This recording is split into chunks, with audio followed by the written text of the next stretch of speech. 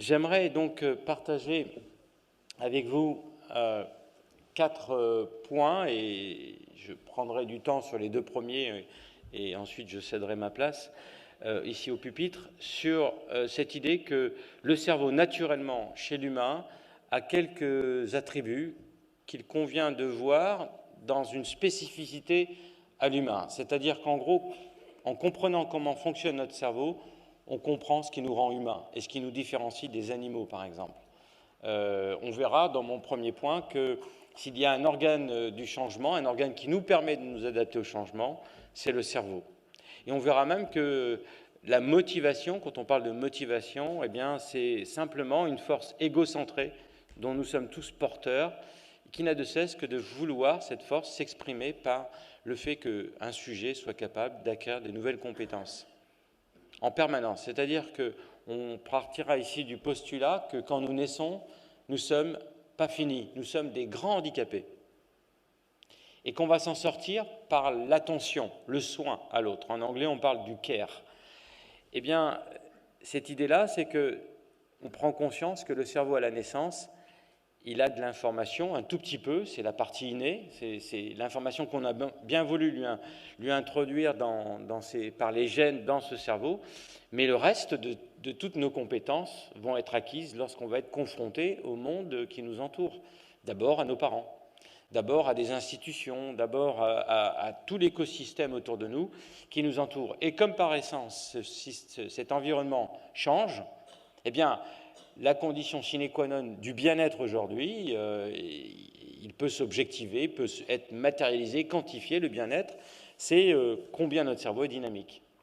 Avant de rentrer dans cette salle, si j'avais pu mettre un scanner, je vous fais passer dans un scanner, je prends une image de votre cerveau, puis à la sortie de cette rencontre, je fais de nouveau une autre image, donc AT plus delta T. Eh bien, je m'apercevrai que si vous êtes en bonne santé mentale, et vous m'avez l'air d'être en bonne santé mentale, j'aurai du mal à superposer les 2 images parce qu'elles ne sont pas superposables. Parce qu'il y aura des mouvements, il y aura eu de la dynamique dans ce cerveau. Et on verra, ce qui produit la dynamique mentale et cérébrale, c'est l'information. Donc en gros, une petite phrase et puis vous pouvez vous reposer, c'est parce que le cerveau est informable qu'il est déformable. Et c'est quand je suis face à l'information.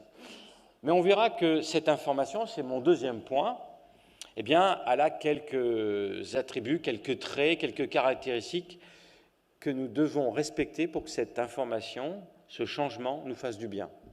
On verra que, par exemple, il y a un tempo à respecter et que quand cette information est trop rapide, ce n'est pas mon cas, mais si j'avais passé des diapositives toutes les 10 secondes, je vous aurais condamné à savoir, mais pas comprendre. Or, le savoir détruit le cerveau, le comprendre l'épanouit. Donc, en gros, là, la conduite qu'on doit avoir tous les jours, c'est de se dire, attends, ce que je reçois là, c'est intéressant, c'est utile, ou c'est futile? Et où est-ce que je mets le filtre? Bien, est-ce que ça me fait comprendre ou ça me fait savoir? À partir de maintenant, vous n'allez plus regarder le journal télévisé de TF1, pareil.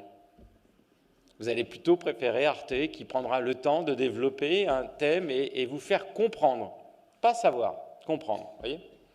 Bien, après je m'arrêterai sur l'organe du désir. Pour le désir, il faut attendre, évidemment. Voilà ces belles images que, dans les laboratoires ou dans les services hospitaliers, on peut obtenir sur l'architecture de notre cerveau. Alors, si j'arrive, il y a un point, voilà. Donc, aujourd'hui, ces belles images nous montrent un cerveau construit. Mais ne gardez pas en tête ces images parce qu'elles portent une erreur, c'est qu'elles nous donnent l'impression d'un cerveau statique. Et la seule chose que je vous ai dit, s'il y a un paramètre objectif du bonheur, c'est la dynamique, c'est-à-dire l'incapacité de superposer 2 images, l'une prise à un instant T et l'autre à T plus delta T. Donc, la seule image qu'il faille retenir de notre cerveau, ce n'est pas ces belles images de nos cerveaux par l'imagerie fonctionnelle, mais c'est plutôt, pour ceux qui êtes allés à Barcelone, vous avez certainement vu la Sagrada Familia, cette fameuse basilique. Depuis sa naissance, il y a des grues. Bien de grâce. gardez le chantier toujours en activité. Ouvrez-vous au changement. Sachez que le cerveau se nourrit du changement et se détruit de la routine. J'aime à dire que toutes les substances qui se terminent par in sont dangereuses pour le cerveau. L'amphétamine, la cocaïne, la routine fait partie aussi de ces drogues mauvaises pour le cerveau. Et donc notre cerveau gardera cette dynamique cérébrale parce que depuis la naissance, il est en chantier et on évolue dans le temps avec toujours cette capacité-là, à condition que, évidemment, je sois ouvert au changement, que je lui donne du changement. Donc, pour toute information que je reçois, si elle m'interpelle, si elle me conduit à m'émerveiller parce que voilà, j'ai compris, eh bien, je serai dans cette dynamique cérébrale. Et ce concept de l'idée d'avoir des grues dans notre cerveau, je vais l'expliciter d'une autre façon à partir du concept qui avait été édicté par Hannah Arendt, cette philosophe et sociologue qui avait qualifié l'espèce humaine d'homo faber, c'est-à-dire l'humain qui fabrique des outils. Vous avez ici notamment un outil qui a été inventé moins 4500 ans avant Jésus-Christ, à peu près entre le Euphrate et le Tigre, là où en ce moment ça pète pas mal. C'est l'écriture cuniforme, c'est donc le peuple des Sumériens. Effectivement, dès lors que l'on a inventé l'écriture, l'usage de l'écriture a fait que notre cerveau a été modifié, comme le montre cette lithographie, où vous avez ici une main qui tient un crayon. Que fait le crayon? Il dessine une main artefactuelle, mais la main artefactuelle, elle modifie le géniteur. C'est un concept que j'aimerais partager avec vous aujourd'hui, c'est l'idée que derrière cette main, il y a un cerveau, ce cerveau invente des outils, et quand d'autres avant nous ont inventé l'écriture, eh bien nous, le fait d'utiliser l'écriture a vu notre mémoire dite de travail divisée par 3, par rapport à un singe, qui lui n'a pas encore inventé l'écriture. Donc sa mémoire est plus puissante, 3 fois plus puissante que la nôtre. Vous voyez donc, l'usage des outils, vous allez les utiliser et vous modifiez votre cerveau. On a la même chose aujourd'hui sur la disparition du mémoire sémantique, 1515 égale Marignan, au profit maintenant d'une autre mémoire qui est une mémoire procédurale. On me dit 1515, va chercher sur Internet ce que c'est, je vais travailler, je vais trouver, rebondir sur les moteurs de recherche, j'aurai trouvé. Mais si un mois plus tard on m'interroge, alors c'était quoi 1515? J'aurais oublié. Et alors on me dira, c'était Marignan. Mais ce qui est intéressant, c'est qu'au moment où on m'aura dit Marignan, je me souviendrai que j'ai stocké dans ma mémoire, non pas le résultat de mes recherches, mais la stratégie que j'ai utilisée pour trouver la solution. Ça veut dire qu'en gros, là on voit au XXIe siècle encore des stratégies opératoires qui changent parce que nous avons des outils. Monsieur Steve Jobs est passé et qu'il nous offre un objet connecté nomade. Quand je l'utilise, je modifie mon cerveau. En somme, là, une mémoire sémantique est en train de disparaître au profit d'une mémoire procédurale. Il faut bien voir tous les objets connectés aujourd'hui comme des appuis mentaux. On utilise ces objets pour appuyer notre mémoire. Ça veut dire que si je délègue, je ne vais plus l'utiliser. Mais ce qu'il faudra bien comprendre, c'est qu'en déléguant de la mémoire à des objets connectés, je vais devoir utiliser mon cerveau pour faire autre chose. Parce qu'il y a des choses que je ne pourrai jamais déléguer. C'est la compassion, c'est l'empathie. Et je reviendrai sur cette dimension-là tout à l'heure dans mon dernier point. Mais gardez donc à l'esprit l'idée que ce cerveau soit reconfigurable parce que nous allons être toujours face à de la nouveauté autour de nous. Ne dites pas, ce truc-là, c'est pour les autres, moi, ça ne m'intéresse pas, parce que là, à ce moment-là, vous décidez d'enlever les grues du chantier et votre cerveau restera à l'âge où vous avez décidé, quand vous avez pris cette stratégie, de rentrer dans la routine. Et d'où vient cette idée que le cerveau se nourrit du changement? Alors vous dites, là, il abuse, il a dû lire 50 nuances de gris, on nous dit que ça fait du bien de faire du mal. Non, ce n'est pas ça du tout. C'est simplement, quand vous regardez l'Odyssée de l'espèce humaine, vous vous rendez compte que pendant 8 millions d'années, et un peu plus même, notre cerveau, le cerveau des ancêtres, australopithèque, est resté cantonné à 500 cm3. Je peux vous dire, messieurs, vous ne pouvez pas regarder un match de foot, décapsuler une bière et grignoter des chips avec un cerveau de 500 cm3. Ça, c'est même pas suffisant pour faire ça, vous voyez. Donc, avec 500 cm3, ceux qui l'avaient, eh bien, vous voyez là, ils sont restés pendant des millions d'années à 500 cm3, mais ce cerveau-là suffit pour l'australopithèque parce qu'il vit dans un monde stable, qui ne bouge pas. La température nocturne et diurne, 25 degrés. On a un coup de faim, il y a toujours des fruits dans les arbres. Et puis, si de temps en temps il faut une ration protéinée, je vais trouver un cadavre dans les champs. Donc, c'est le Club Med tous les jours. All inclusive. Je n'ai rien à faire, j'ai juste à souhaiter et mes vœux sont exaucés. Donc, un cerveau de 500 cm3, ça va. Mais il va y avoir des problèmes qui vont arriver. A, B, C et même D, qui n'est pas encore marqué là, ce sont les éléments disruptifs, des inventions, des changements radicaux. Il y a un avant et un après. L'invention du feu. Quand vous criez à table, vous ne vous rendez pas compte combien c'est une communion. Communion de point de vue, une communion, on partage les mêmes opinions. Ce n'est pas pour rien que quand on fait des statistiques dans une nation, on compte le nombre de foyers. Nombre de foyers, c'est-à-dire entités pertinentes, qui voteront pareil, qui mangeront pareil, qui auront des loisirs identiques, etc. Vivre dans un foyer, c'est partagé.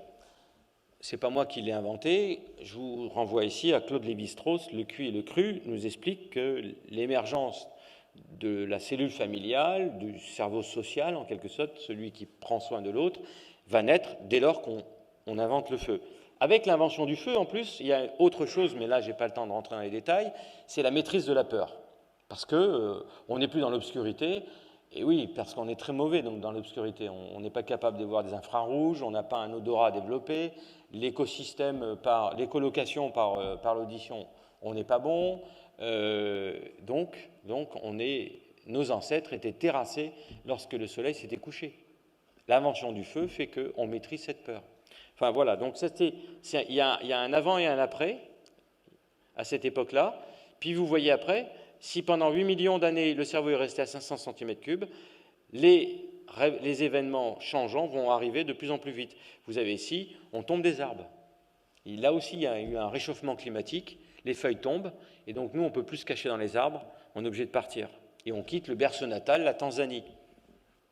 Et là, il va y avoir des migrants sur la planète, là aussi. Vous arrivez sur la mer, vous vous dites, c'est quoi ce truc-là? Ça mouille. Il va falloir apprendre à chasser, à pêcher. Et puis, il y en a d'autres, là, c'est ceux qui se sont arrêtés sur le croissant fertile. Et puis, il y en a d'autres qui vont continuer leur ascension vers le nord. Ils vont se retrouver dans les Carpates. Et là, il n'y a pas le téléphone portable pour appeler Hermès et vous faire livrer une fourrure. Il faut l'inventer. Donc, vous voyez que tous ces problèmes-là, on ne peut pas revenir en arrière? Voilà. Tous les problèmes qui vont advenir vont faire que ce cerveau va être incité à se développer parce qu'il faut trouver des solutions rapides. Et comment le fait-on? Non plus par la sélection génétique, mais par l'intelligence. Et je vous rappelle que s'il y a une seule définition de l'intelligence universelle, c'est le pouvoir d'adaptation au changement. Avant-dernière révolution, c'est l'écriture. L'Homo sapiens devient sédentaire parce qu'on va commencer à maîtriser le végétal et l'animal, c'est-à-dire l'agriculture et le cheptel. On va devoir consigner le nombre de grains qu'on va stocker dans des lieux. Comme on invente l'écriture, il faut inventer le mode d'emploi, c'est-à-dire la païda chez les Grecs, c'est-à-dire la pédagogie. Vous allez instruire, vous allez pouvoir être dans le collaboratif. Avant l'avènement de l'écriture, on est dans le combat. Après l'écriture, on est dans la collaboration. On est ensemble, on va apprendre ensemble, on va écrire ensemble, on va lire ensemble. Et puis évidemment, vous dites que là, aujourd'hui, au temps zéro, la rupture, ce qu'on appelle les changements disruptifs, c'est le digital. Il y a eu un avant et un après le digital.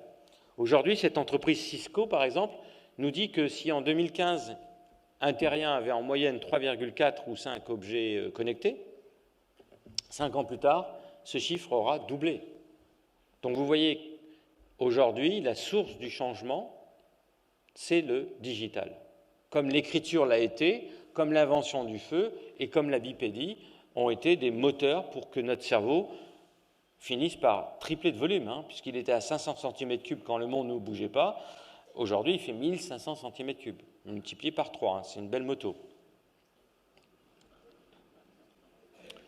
Et donc là, aujourd'hui, après avoir parlé, essayé de faire cette démonstration un peu rapide sur la nécessité de s'ouvrir au changement, j'aimerais maintenant attirer votre attention sur le fait que ce changement soit essentiellement porté par le digital. Et donc, on va voir les enjeux qui se jouent sur cette idée-là. C'est notamment l'abolition des 3 fameux temps, dont le premier à avoir discuté de ces temps-là et à avoir réfléchi et philosophé, c'est saint Augustin, qui disait il y a le présent du passé, c'est ce qu'on appelle la mémoire, il y a le présent du présent, lui il appelait ça la contemplation. Je vous montrerai que le présent du présent, quand vous vivez le présent, vous vivez des émotions. Là, j'espère, ou vous me détestez, ou vous aimez, mais de grâce, ne restez pas dans l'ennui. L'ennui étant défini comme étant absence d'émotion. Un enseignant doit d'abord être là, ou quelqu'un qui transmet de l'information, il doit d'abord s'assurer qu'il transmet des émotions. Car si le cerveau n'a pas d'émotion, il n'est pas une éponge, il ne va pas recevoir l'information telle qu'on aura bien voulu la donner. Rappelez-vous du chien de Pavlov, la cloche, et il apprend à saliver. Oui, mais parce qu'il a trouvé de la viande dans la gamelle. Si vous lui mettez des punaises, des clous dans la gamelle, il n'apprendra jamais à saliver. C'est parfois la situation que vont rencontrer des élèves à l'école. La gamelle, il y a plutôt des clous que du plaisir, vous voyez ? Parce que quand un enseignant va vous dire ça c'est faux, ça c'est faux, ça c'est faux, il devrait plutôt insister pour vous dire non, ça a été bien, ça c'était bien, ça c'était bien. C'est ça l'idée. Donc en tout cas, de transmettre des émotions. Ici, la grande, disons, révolution du digital nous conduit... Ah oui, j'ai pas fini, parce que je vous parlais du présent du passé, du présent du présent, et saint Augustin nous dit il y a le présent du futur. Et il appelait ça l'espoir. Moi, j'appellerais ça le désir, mais c'est la même chose. C'est-à-dire que notre cerveau a une activité mentale qui nous permet de nous transporter dans le futur. C'est pas mal quand même. Et de revenir dans le présent et de vous comporter en fonction de ce que vous avez simulé dans le futur.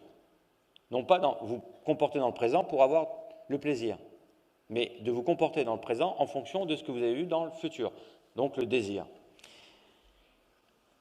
Le problème du digital, c'est que les chiffres arabes ou romains de nos cadrans sont en train d'être substitués par des logos du digital. Et là, c'est la fusion des 3 temps en un seul. Je veux tout de suite, ici et maintenant. Avec le digital, on veut tout de suite parce qu'on vit que le présent. Avec le digital, c'est le présent du présent. Abandon du passé, abandon du futur.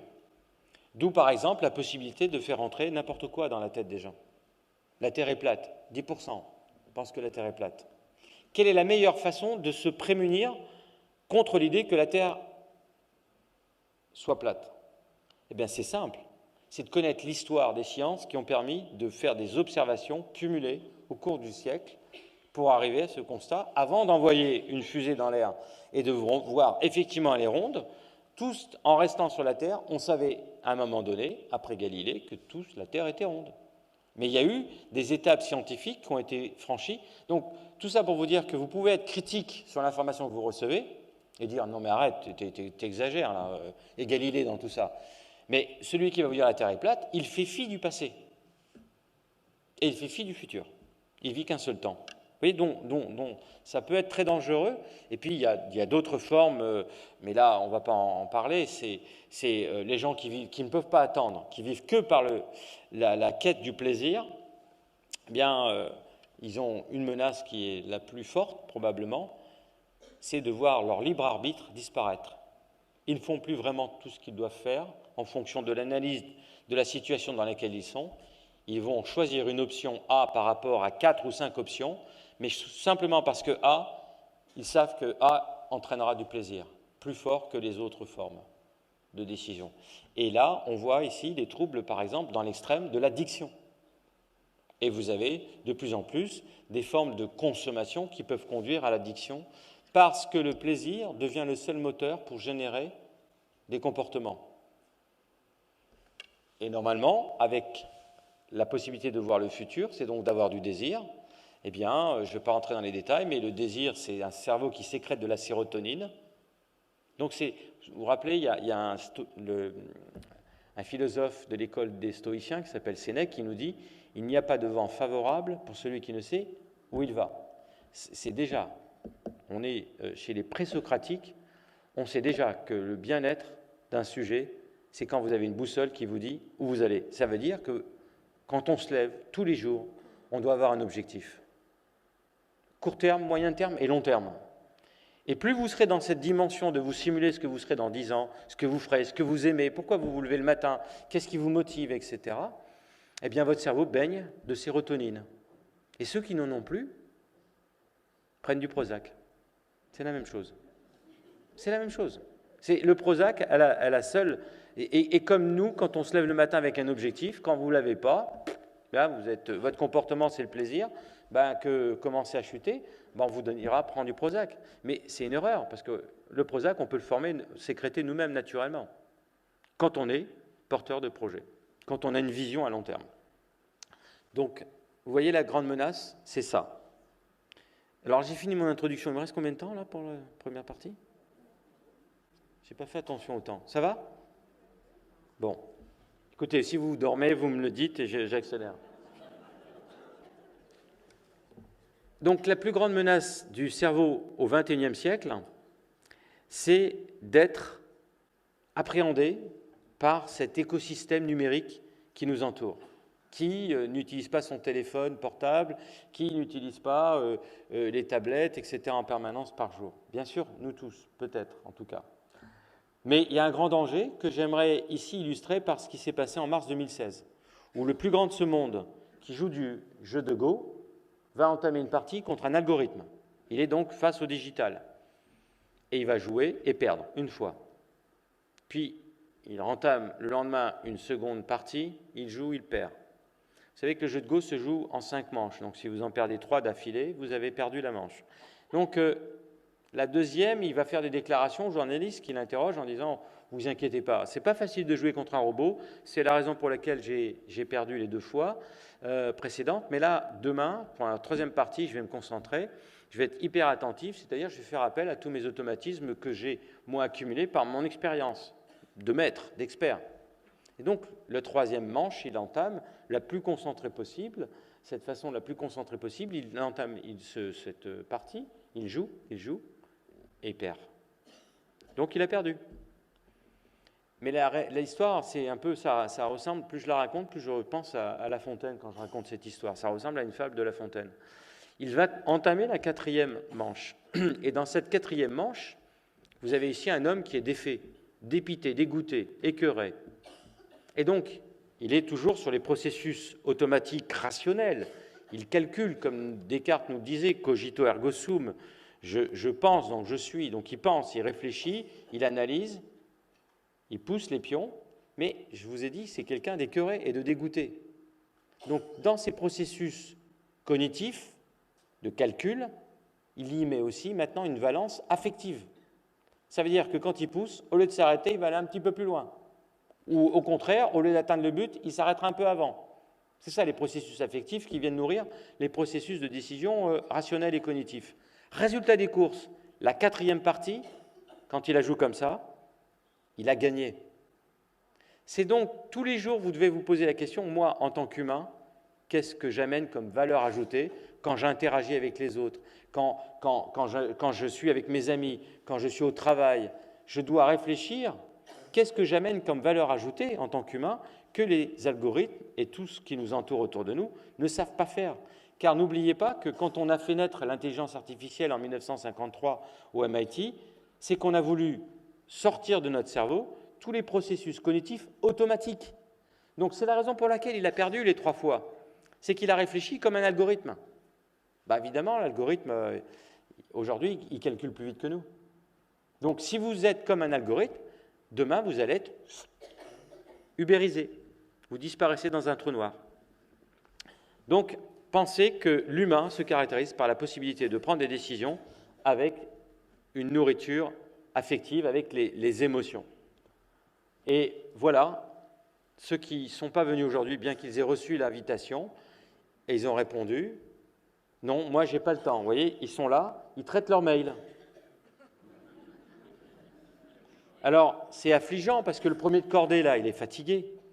Ceux qui vont faire appel à des processus automatiques toute la journée seront épuisés psychiquement. Il faut bien le comprendre. Celui qui arrive en se disant « Oh là, j'ai beaucoup de travail aujourd'hui », il vient à 7 heures du matin pour vraiment être efficace, et il s'en va à 22 heures, fier de lui. Mais il a travaillé toute la journée comme ça. Son cerveau, est-ce qu'il est en panne? Et je vais arrêter là après. Est-ce qu'on peut démarrer la vidéo? Voilà, la personne qui est bombardée d'informations. Cognition, on lui demande de faire des calculs mentaux. Perception, elle a des filets odorants qui lui arrivent sous le nez. Action, on lui demande de simuler l'engagement au tennis, mais elle ne bouge pas, elle est sous un scanner. Ce que vous pouvez voir, c'est qu'en fonction des tâches qui sont demandées, requises de l'extérieur, eh bien, son cerveau est engagé par des petits modules qui rentrent en activité, mais vous voyez qu'il y a très peu du cerveau qui s'engage, finalement. Et là, ça, c'est les personnes qui travaillent en automatique. Et là, j'ai fait quelque chose, c'est que j'ai quitté la pièce et j'ai laissé la personne dans le scanner en lui disant « J'ai besoin de prendre un café, je reviens dans 2 minutes ». Je ne suis jamais revenu. Donc voici ce cerveau 1 heure plus tard, 1h30. Est-ce qu'on peut démarrer le film? Vous voyez ce qui se passe là? Tout le cerveau est engagé. Pourquoi? Parce qu'en partant, j'ai mis un magnétophone qui a continué à poser des questions à cette personne. Mais cette personne, elle commence à se dire « Mais c'est n'importe quoi cette machine, elle ne me corrige pas quand je me trompe. Mon ami qui est parti en me disant qu'il revient dans 2 minutes, ça fait 1h30 que j'attends, il n'est pas revenu. » Enfin, c'est Kafka, quoi, avant l'heure. Et donc, au bout d'un moment, il va rendre les armes, se mettre dans sa bulle, ne plus écouter la machine qui lui parle. Et là, il est non plus dans ce que vous avez vu précédemment, c'est ce qu'on appelle une attention réactive. Là, il est dans une attention introspective. Tout son cerveau bouillonne. Ça veut dire que là, il est en train de trouver les solutions aux problèmes qui lui étaient posés tout à l'heure et il ne trouvait pas toutes les solutions. Vous voyez, ça, c'est ce qui va naître, par exemple, ce qu'on appelle la pensée hybride. Parce que tout le cerveau bouillonne, la partie qui traite le visuel, l'auditif, la planification du geste, tout ça est en activité, donc il y a des corrélations qui vont se faire. C'est ces pensées hybrides qui vont faire que, ah bah oui, un téléphone, mais pourquoi je suis bête? Pourquoi je n'y ai pas pensé avant? Oui, un téléphone qui était dans les années 60 en bakélite noir, qui permet à téléphoner. Aujourd'hui, le téléphone, il me permet de prendre des photos, il me permet à surfer, il me permet sur la toile, il me permet d'accéder à un répertoire de carnet d'adresses et éventuellement de téléphoner. Un téléphone me sert éventuellement à téléphoner. Mais cette pensée hybride ne peut venir que quand on est dans cette démarche-là, c'est-à-dire vagabondage intellectuel. Vous déconnectez. L'humain moderne aujourd'hui est trop connecté aux autres par le digital et pas assez connecté à lui-même. C'est pour ça que j'adore cette phrase de Poincaré qui dit, c'est le grand-père de la physique quantique, « Je trouve quand je ne cherche pas. Si vous voulez trouver des solutions à vos problèmes qui vous empoisonnent, qui vous empêchent même parfois de dormir, couchez-vous avec vos problèmes, le matin vous vous levez et vous avez la solution. » Parce que ça, c'est ce qui peut arriver la nuit. C'est ce qui, normalement, arrive 3 ou 4 fois. C'est ce qu'on appelle le sommeil paradoxal. Voilà, avant de vous quitter, j'aimerais juste vous convaincre, en vous montrant un site, de ce grand danger qui nous menace, que j'appelle l'infobésité, le trop d'informations. Voilà, vous avez le nombre de terriens en temps réel. Nous sommes 7,6 milliards de terriens aujourd'hui à habiter la planète Terre. Est-ce qu'on peut descendre ? Allez-y. Hop, stop. Et allègrement, ces 7,6 milliards de terriens ont déjà envoyé 172 milliards de mails. Et par jour, ça c'est par jour, le compteur se remet à 0 à minuit. Et par jour, si vous allez vous connecter sur ce site qui s'appelle Worldometers, vous constaterez que l'humanité par jour envoie 250 milliards de mails par jour, pour 7,6 milliards. Vous faites le ratio, c'est un individu envoie en moyenne 35 mails par jour. Et comme tout le monde n'a pas accès à Internet, pas les Inuits, pas les... Eh bien, il y en a qui abusent. Et ils sont peut-être là dans la salle. Hein. Voilà, je vous laisse et je reviendrai tout à l'heure. Merci.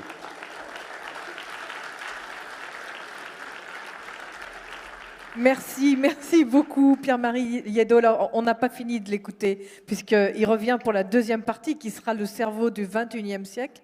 Alors certains ont envoyé des SMS en tout cas pendant la conférence. Je ne sais pas s'ils ont traité leur mail, mais en tout cas ils ont envoyé quelques SMS. On va en garder pour tout à l'heure, mais je voudrais revenir sur quelques points que j'ai notés. Alors, info-obésité, vous en avez parlé. Comment le cerveau peut régler ça? Pas encore quelle est la solution. On nous a interrogés sur différents états modifiés du cerveau, ou en tout cas des actions qu'on peut avoir ou pas sur le cerveau. Méditation, tout ce qui tourne autour des états de transe chaman, l'hypnose, et on nous a interrogé aussi sur la cohérence cardiaque, parce que l'année dernière, on a eu une conférence cohérence cardiaque. J'aimerais bien savoir combien vous êtes dans la salle d'être bien appliqués avec vos exercices de cohérence cardiaque. Donc, vous êtes en super forme cette année. Et donc, comment ça agit sur notre cerveau? Alors, ça sera la première question. Merci d'épargner ma mémoire, donc de reprendre dans un ordre contre la chronologie, parce qu'effectivement, j'ai déjà oublié les premières questions. L'idée que toutes ces techniques, que ce soit la cohérence cardiaque, que ce soit le yoga, que ce soit la méditation, convergent vers justement un état mental, et on parle beaucoup des états de conscience modifiés, c'est-à-dire que notre conscience n'est pas binaire, c'est je suis dans le coma quand je dors ou parce que j'ai eu un accident et je suis éveillé, c'est qu'il y a tout un continuum d'états mentaux qui font que vous pouvez être concentré. D'ailleurs, je vous avais posé la question, combien de temps vous pensez-vous être concentré? Eh bien, la réponse, ça va vous rendre pessimiste pour le futur, mais on ne reste concentré que 12 minutes. L'idée, c'est qu'il existe des techniques, soit qu'on va utiliser comme la méditation pour chercher ce qu'on vient de voir tout à l'heure sur ce cerveau qui bouillonne. Voilà, ça c'est un état d'un cerveau d'un méditant. En l'occurrence, là, c'était le cerveau de celui qui s'était échappé de la machine parce que je l'avais abandonné. Et donc, il a fait appel au vagabondage intellectuel. Il a pu s'échapper. Mais il y a des techniques, c'est soit vous qui dites « Ah, là, ce qui me dit, ça m'intéresse », donc vous remontez dans l'échelle de l'éveil, de la concentration, ou on peut les utiliser venant de l'extérieur de votre corps. C'est comme ça que si je me mets devant vous avec un pendule, je mets « Aie confiance, tic-tac », puis je vais vous prendre votre porte-monnaie. C'est ça l'hypnose. C'est-à-dire que de l'extérieur, vous imposez un rythme dans votre cerveau. Parfois, c'est bien, ça peut permettre l'hypnose. Vous savez, par exemple, qu'à Liège, à l'université de Liège, il y a un centre hospitalier qui vient d'opérer son 1000e patient sous hypnose, la cage thoracique ouverte. Il ne faut pas vous réveiller. Hein. Et pourquoi fait-on ça? Parce que on sait qu'après 65 ans, quand on a une anesthésie générale, eh bien, quand on se réveille, il y a un déclin cognitif. On est descendu d'une marche, voilà. Et si on continue à avoir des opérations qui se répètent avec des anesthésies générales, il y a ce déclin cognitif qui va continuer. Donc, pour ceux qui peuvent, eh bien, la solution, c'est, après 65 ans, l'hypnose. Parce que l'hypnose n'a aucun effet secondaire sur l'état mental du sujet qui aura été anesthésié. Et la cohérence cardiaque, donc quand je vous dis que, par exemple, le pendule, la lumière stroboscopique, si je choisis des fréquences de lumière assez rapides, bien là, je vais vous mettre dans un état d'excitation tel que, parce que vous rentrez de boîte de nuit, il est 5 heures du matin, vous aimeriez vous coucher, vous vous couchez, effectivement, mais vous ne vous endormez pas. Votre cerveau est super éveillé, excité par la lumière. Tellement bien que des fois, il y a des malheureux qui meurent sur la route à cause de crises d'épilepsie qui vont être déclenchées par cette alternance ombre-lumière, ombre-lumière, parce que vous roulez sous les platanes et qu'il y a un soleil très fort. Soit les massages. Pourquoi la cohérence cardiaque? Parce qu'on s'aperçoit, ça c'est la grande révolution des neurosciences, que tous ceux qui avaient travaillé sur un organe, en croyant qu'ils allaient comprendre le cerveau, ont compris à peine 30% de l'activité du cerveau. Parce que ce cerveau, en fait, il faut le voir comme un organe embarqué dans un corps, et que le corps n'arrête pas de lui envoyer des messages. Et que le bien-être, c'est d'abord quel type de signaux je reçois de mes organes. Et ces organes-là communiquent avec le cerveau par un système dit autonome, parce que je n'en ai pas la conscience et je ne peux pas prendre contrôle, et donc il est autonome, et il passe par notamment un nerf vague, et ce nerf vague, il est vague parce que anatomiquement, on ne savait pas où il partait. On voyait partir du cerveau, mais on savait pas, on croyait qu'il se perdait dans le corps. Mais en fait, il palpe nos organes. Et en les palpant, il renvoie des messages en disant, bon, en bas, ça va là. Hein. En bas, ça va. Donc, des fois, la boule dans le ventre, elle est réelle.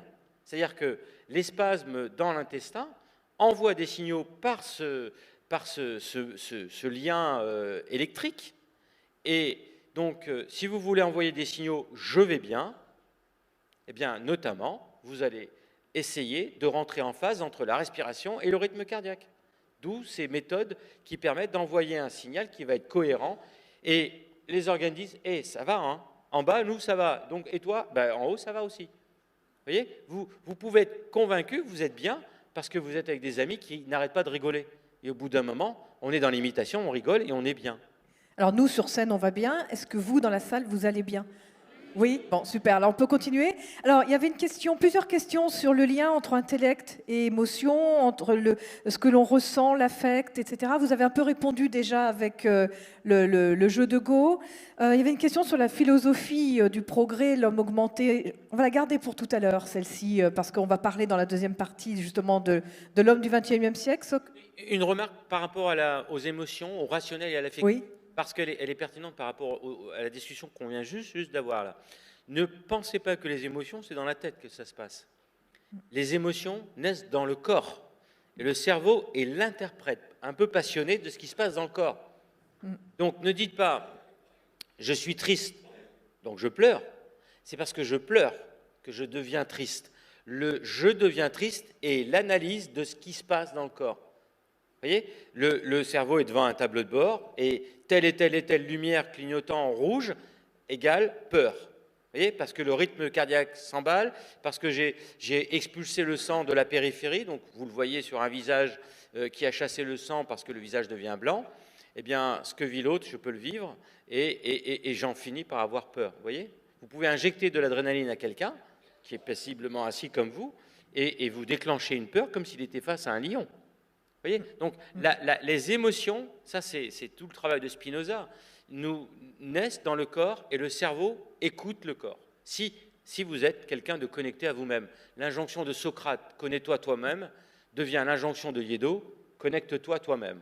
Et pour ça, j'ai de temps en temps besoin de me déconnecter des autres. Alors, il y avait beaucoup de questions sur les outils digitaux, mais là, on va se le garder aussi parce qu'il y aura cette deuxième partie. On a eu des questions sur les maladies neurovégétatives, comment est-ce qu'on peut les prévenir, est-ce qu'il y a des signes avant-coureurs du cerveau. Ça me permettra de faire une très, très bonne transition avec, justement, tout à l'heure, Maïve Vanchal. Oui, moi, je voudrais simplement dire que cette première partie-là avait pour objet de montrer qu'il y avait des règles de conduite à avoir qui allait justement déterminer ce cerveau, soit être dynamique, soit être figé. S'il est figé, il connaîtra la maladie. C'est ça qu'il faut voir aujourd'hui, c'est que les maladies neurodégénératives sont vues comme la rupture d'un équilibre.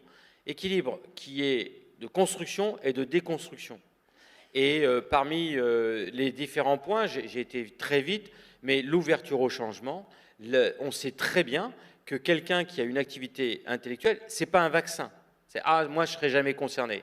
Mais l'âge auquel la maladie va apparaître dépend étroitement du fait que cette personne ait été soit dans la routine, soit ait été face aux problèmes. Quels que soient les problèmes, elle en a eu, elle les a vaincus. C'est ça aussi, le sujet doit être actif, hein, pas passif. Merci beaucoup. On va voir si justement Maï Panchal partage cette vision des maladies neurovégétatives et en particulier la maladie d'Alzheimer. Donc vous avez la directrice scientifique de la fondation Vaincre Alzheimer. C'est à vous, Maï. Merci. Alors, on avance, merci Jean-Marie pour cette première partie très intéressante sur les pouvoirs du cerveau. Et ce cerveau, oui, quelquefois défaille, et le cerveau peut être malade aussi. On va le voir là à l'occasion je vais faire un focus sur la maladie d'Alzheimer. Alors le but, évidemment, c'est pas de vous faire déprimer pour la fin de la journée, bien sûr. Le but, c'est un peu de vous expliquer exactement ce qu'est la maladie et surtout de vous présenter tous les traitements qu'il y a en cours, les avancées de la recherche et surtout ce qu'on peut faire en matière de prévention, parce que oui, je rejoins ce que dit Jean-Marie sur la protection et la prévention de notre cerveau.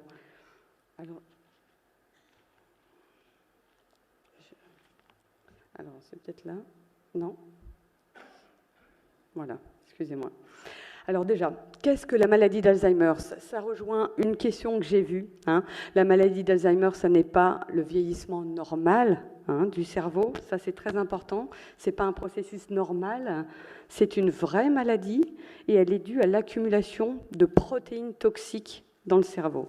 Ça, c'est extrêmement important parce qu'avant, je pense qu'on confondait avec la sénilité. Maintenant, on a une vraie définition de cette maladie et chez les personnes âgées qui peuvent certes avoir des problèmes de mémoire, si elles n'ont pas la maladie d'Alzheimer, elles n'ont pas ces deux protéines toxiques. Donc c'est extrêmement important parce que c'est une définition pathologique de la maladie. Alors, la maladie d'Alzheimer, elle évolue, elle a 3 stades, un stade débutant, un stade avancé et sévère. Comment elle se manifeste ? Souvent, on va dire, oui, j'ai des oublis, j'oublie mes clés, j'ai des pertes de mémoire. Il faut bien spécifier ce type d'oubli, parce que dans la maladie d'Alzheimer, c'est vraiment la perte de la mémoire récente qui est touchée. C'est-à-dire qu'on est dans l'incapacité à enregistrer les faits nouveaux. C'est-à-dire, j'ai mangé quelque chose à midi, on me pose la question 1 heure après, je ne suis pas capable de vous dire ce que j'ai mangé à midi. Donc c'est l'enregistrement de faits nouveaux, c'est la mémoire récente absolue qui est touchée, et non pas vos souvenirs passés.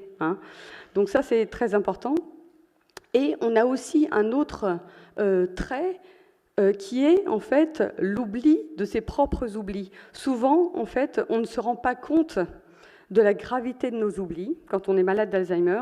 Et c'est d'ailleurs souvent le proche ou la famille qui va consulter à la place de la personne qui ne se rend pas compte de la gravité. Donc c'est ce qu'on dit, on oublie ses propres oublis.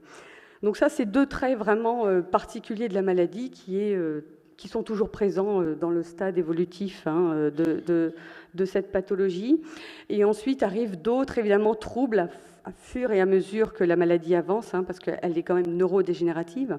On a d'autres troubles tels que une incapacité à exécuter des gestes, des troubles du langage, et également la non-reconnaissance de certaines personnes, etc. Donc ça s'aggrave, et c'est vrai qu'au fur et à mesure, on a vraiment une dépendance de la personne qui ne peut plus vivre seule au quotidien.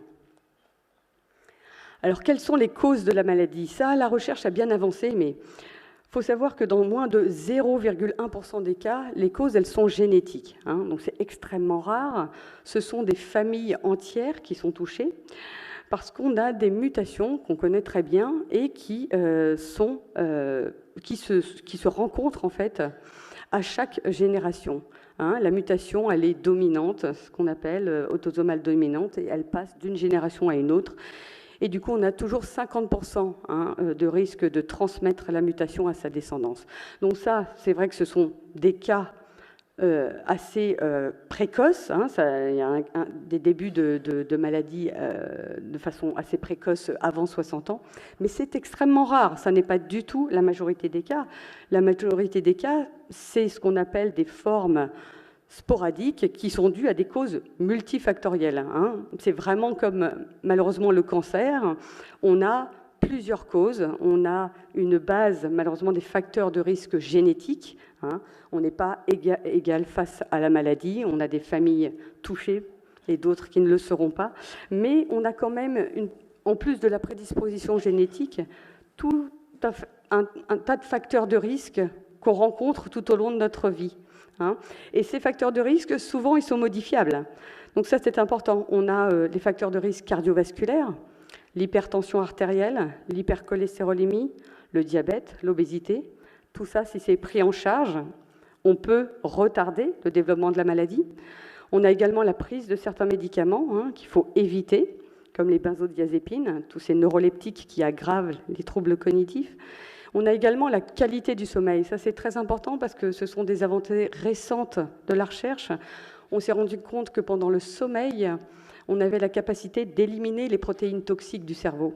Et quand on a certains troubles du sommeil, eh bien, malheureusement, on les accumule. Donc, toutes ces choses-là, certes, il y a une prédisposition génétique, certes, la maladie arrive avec l'âge, mais heureusement, on peut vieillir, mon Dieu, sans maladie. Et surtout, on peut traiter tous ces facteurs-là, l'alimentation, un régime de type méditerranéen, ce sont des facteurs modifiables. Et ça, c'est extrêmement positif.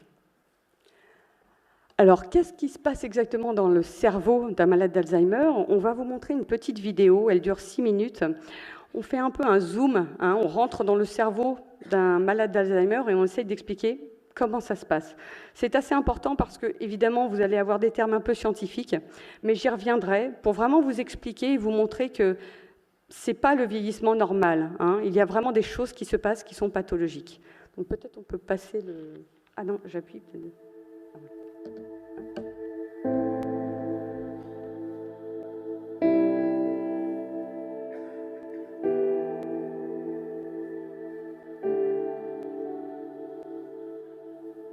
La maladie d'Alzheimer a été décrite pour la première fois en 1907 par le psychiatre allemand Alois Alzheimer.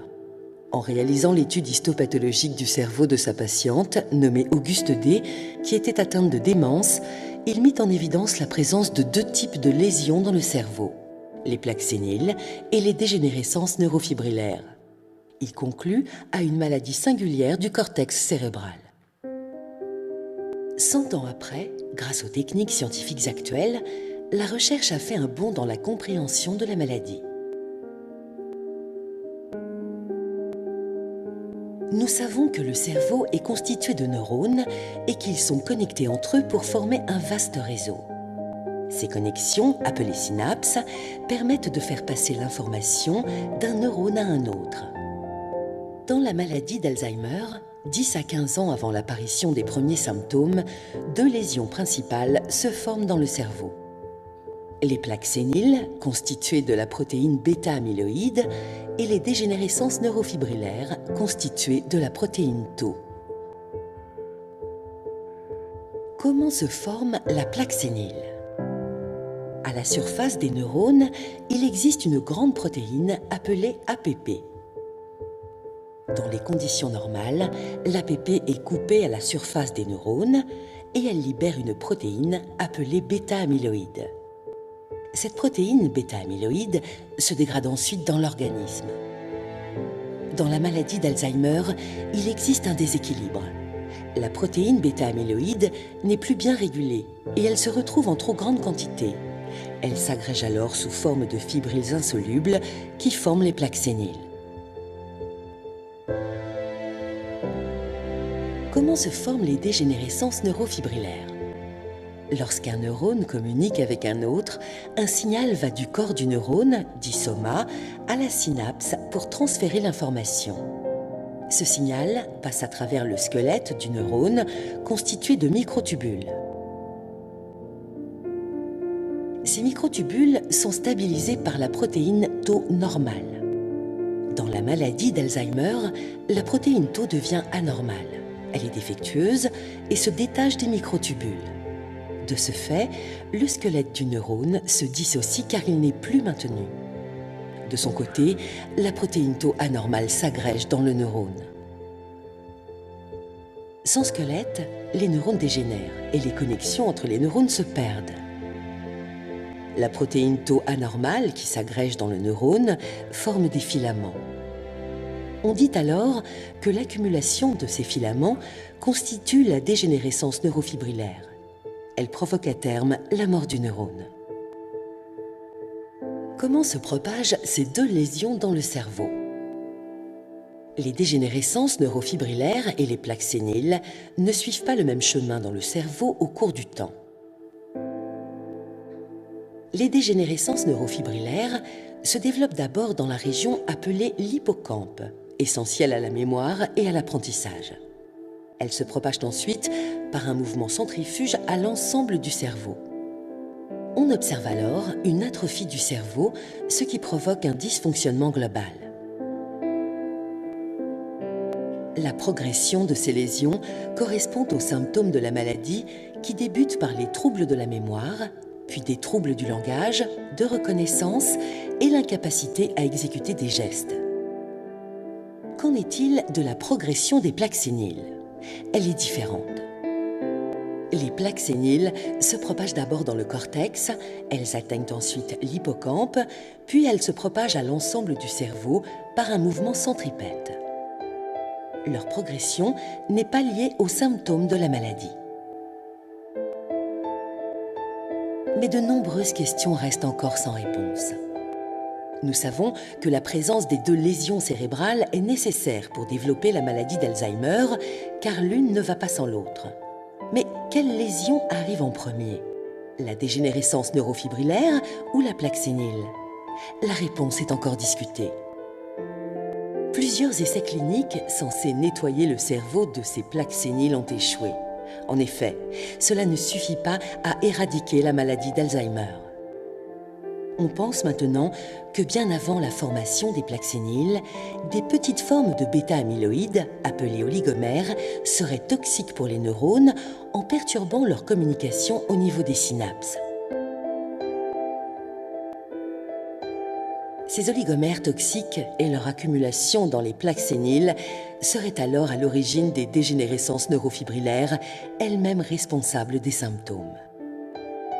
Mais le lien entre la protéine bêta-amyloïde et la protéine tau est encore mal compris. Quel est le déroulement exact des mécanismes moléculaires qui amènent au développement de la démence? Quel est le rôle de la génétique et des facteurs de risques environnementaux dans la survenue de la maladie? La recherche scientifique est primordiale pour répondre à ces questions.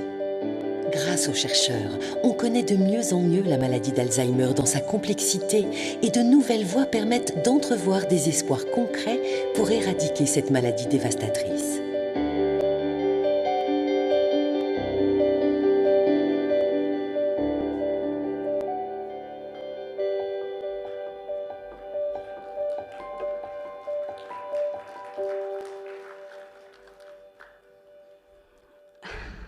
Alors ça en fait comme information. Alors c'était surtout, ce film-là, surtout, il permet de vous montrer que voilà, il y a des processus vraiment moléculaires qui se mettent en place dans la maladie et que c'est pour ça d'ailleurs que la recherche avance, parce qu'on va les cibler, ces molécules qui rendent toxiques le cerveau du coup entier. Et là, c'était juste une petite diapositive un peu pour vous rassembler ce qu'il faut retenir de ce film. Ce qui est important, c'est qu'on se rend compte que cette maladie, elle est silencieuse, elle est très lente en évolution, et on se rend compte que 10 à 15 ans avant les premiers symptômes, on a déjà ces lésions qui se forment dans le cerveau. Et ça va être le défi vraiment des chercheurs, d'essayer d'arriver à identifier les populations à risque très tôt, et arriver à mettre en place des approches de prévention pour éviter que ces lésions ne se forment. Et c'est pour ça que d'ailleurs, une des grandes avancées de la recherche, ça a été le diagnostic précoce, parce que maintenant, on arrive vraiment à diagnostiquer la maladie d'Alzheimer au tout début de sa forme. Et ça, c'est extrêmement important pour les avancées et de trouver un traitement. Donc là, c'était juste pour vous dire, vous voyez les deux lésions qu'on a. Et où en sont donc les recherches?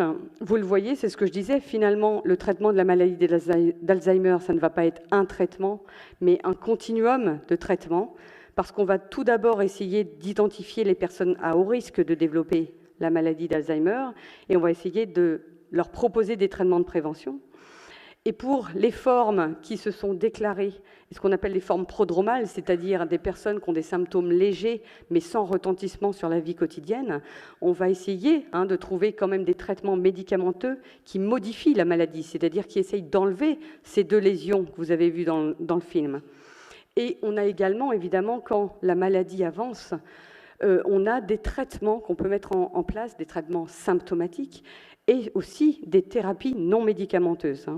Je vais y revenir, je vais essayer rapidement de vous montrer qu'il y a des traitements de prévention, parce que, comme je vous disais, il y a des facteurs de risque modifiables.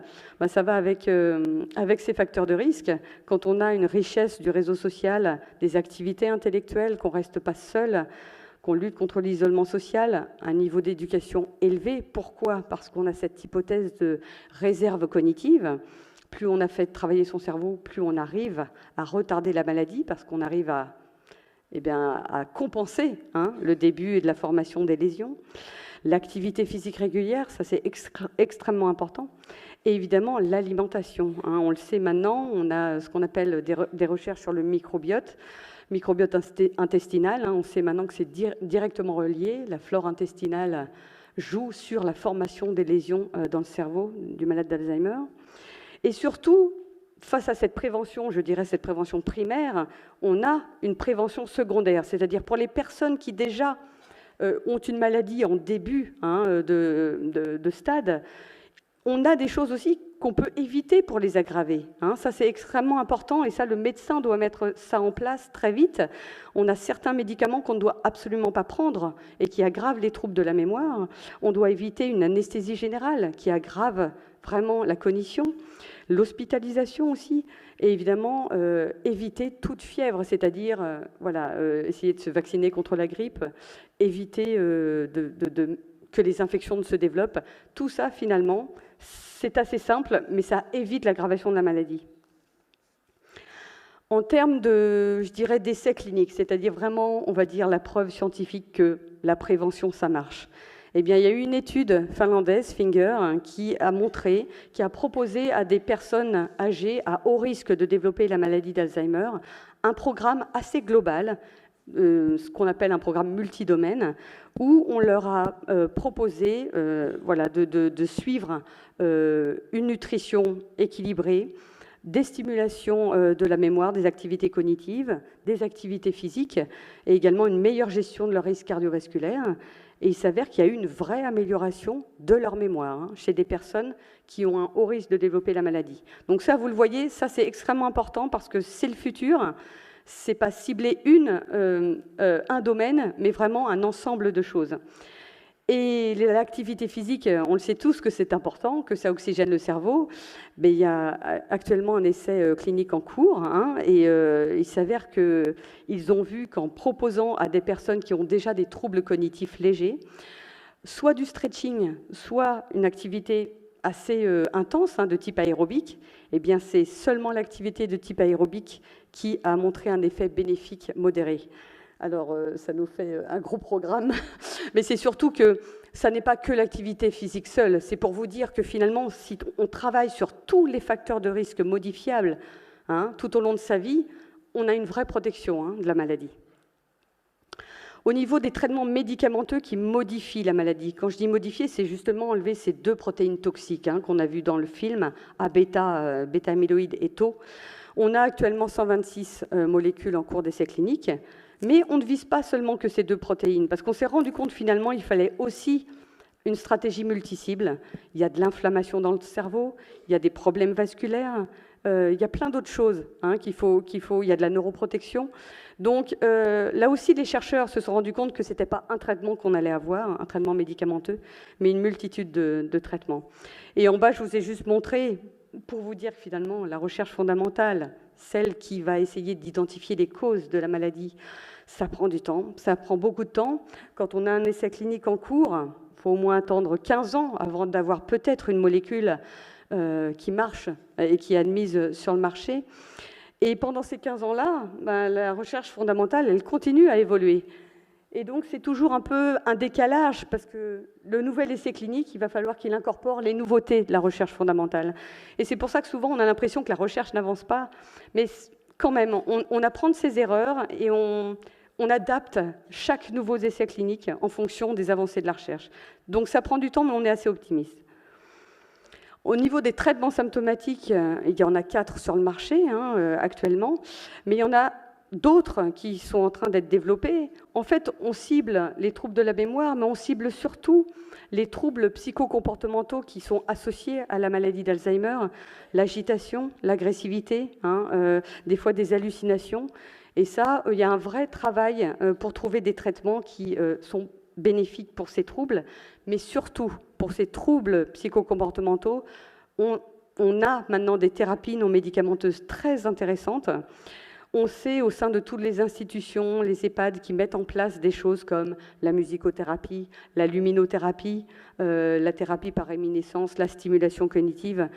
Le personnel sait que ça marche, ils le sentent chez les patients, mais on n'a pas encore de preuves scientifiques avec un vrai essai, un essai clinique. Le seul essai thérapeutique qui a démontré un effet, c'est un essai français, l'ETNA 3. Ils ont comparé 3 stratégies non médicamenteuses, qui étaient la thérapie par réminiscence, où on vous montre des photos de votre enfance pour essayer de rappeler des souvenirs, une activité cognitive, qui est plutôt comment écrire une lettre, essayer d'écrire une carte postale, et également la prise en charge individuelle personnalisée, qui est en fait l'utilisation de toutes ces autres thérapies, musicothérapie, luminothérapie, mais vraiment ciblées selon la personnalité du patient. Si quelqu'un n'a jamais aimé la musique, ça ne sert à rien de lui faire de la musicothérapie. Il faut vraiment voir ce qui reste, ce que le patient a aimé dans sa vie. Ça, c'est très important. Et adapter la prise en charge. Et ces résultats ont montré que la prise en charge individuelle personnalisée arrivait à différer l'entrée en institution de 6 mois. C'est énorme, parce que économiquement, 6 mois d'EHPAD, ça coûte extrêmement cher. Et ces malades-là gardent leur autonomie, ils n'ont pas une baisse d'autonomie, et ça, c'est extrêmement important. Donc ça, c'est une grande avancée, parce qu'on s'est rendu compte qu'il faut personnaliser la prise en charge.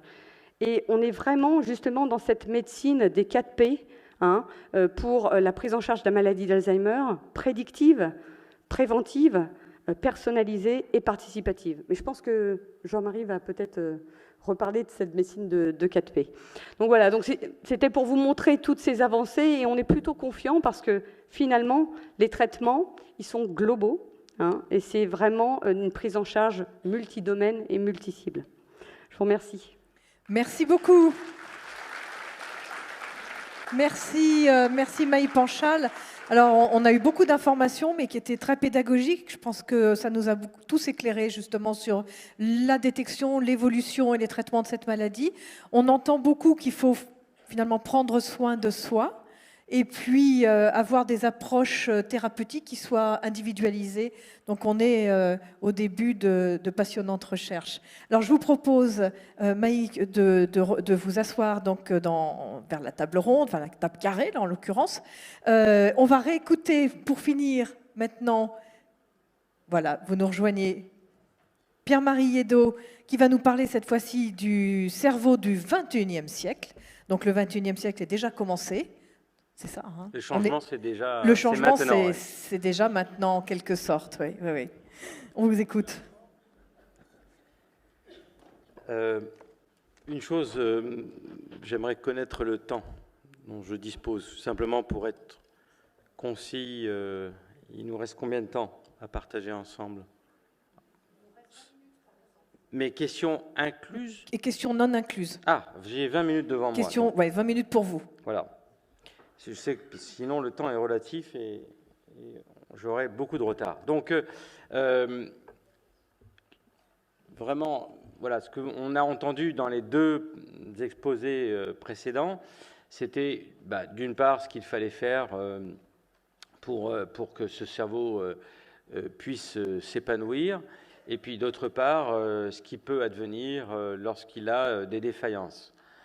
Dans tous les cas, et on l'a vu sur la dernière diapositive de Maï, dans tous les cas, s'il y a une seule et unique fonction à retenir du cerveau, c'est de déclencher de l'action.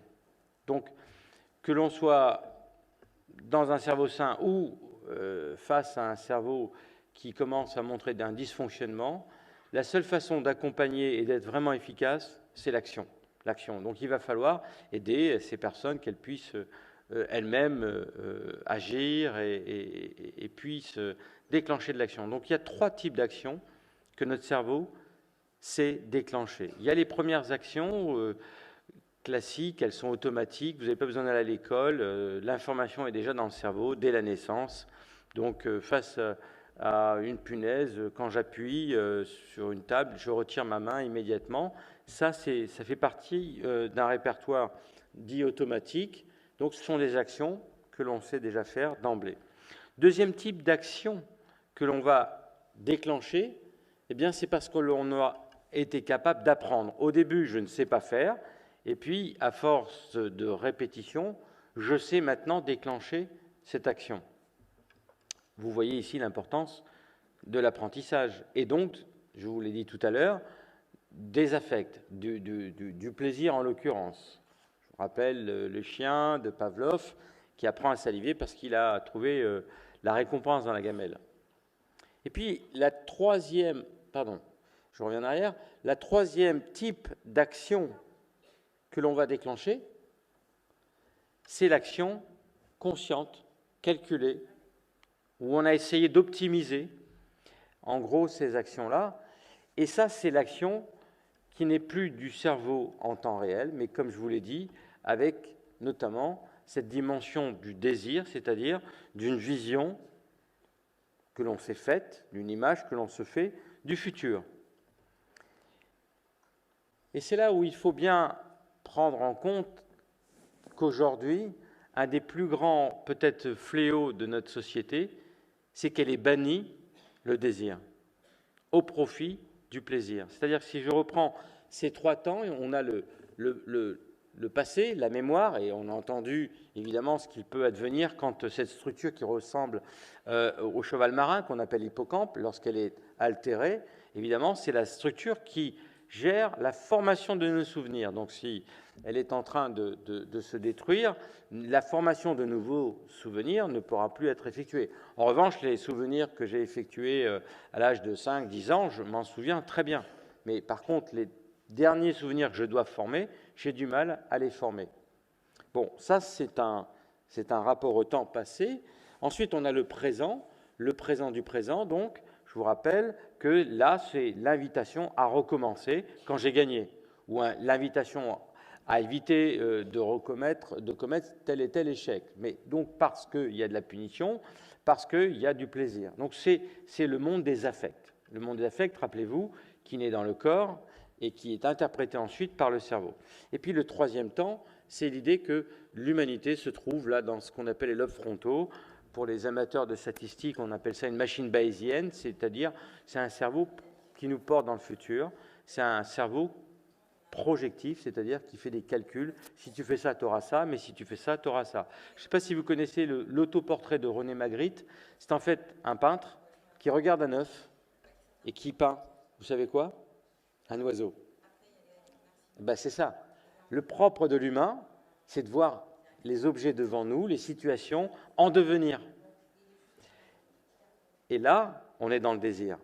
Eh bien, le bien-être, la santé mentale passe par un équilibre où le désir doit précéder le plaisir.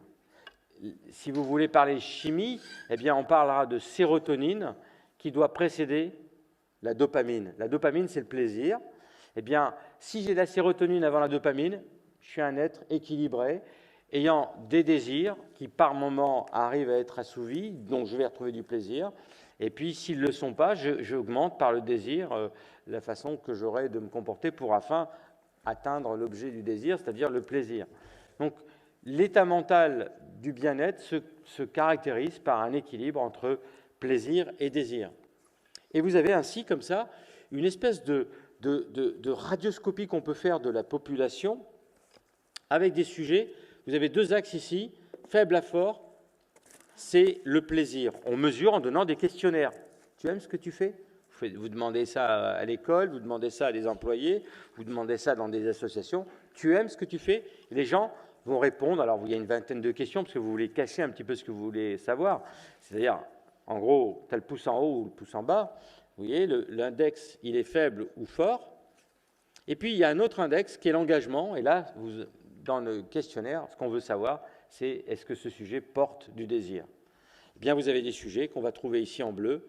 Ce sont des sujets qui sont forts, porteurs qui ont du plaisir. Vous les interrogez, j'adore ce que je fais. Mais par contre, il n'y a pas de désir. Vous voyez, le barycentre de cette surface-là est plutôt dans le faible. Le désir est faible. J'adore ce que je fais, mais je ne porte pas de désir. Vous avez l'image inverse. Je les appelais ici les malheureux. Ils sont très engagés, ils portent du désir, mais le plaisir, au bout du compte, n'est pas à la rencontre de... Il n'est pas à la hauteur de ce qu'on avait estimé. Ce hiatus, au minimum, quand désir très fort et plaisir faible, s'appelle frustration. Quand il est très fort, ça s'appelle burn-out. Engagement total pour qu'un jour on ait du plaisir, mais au bout du compte, le plaisir n'est pas là.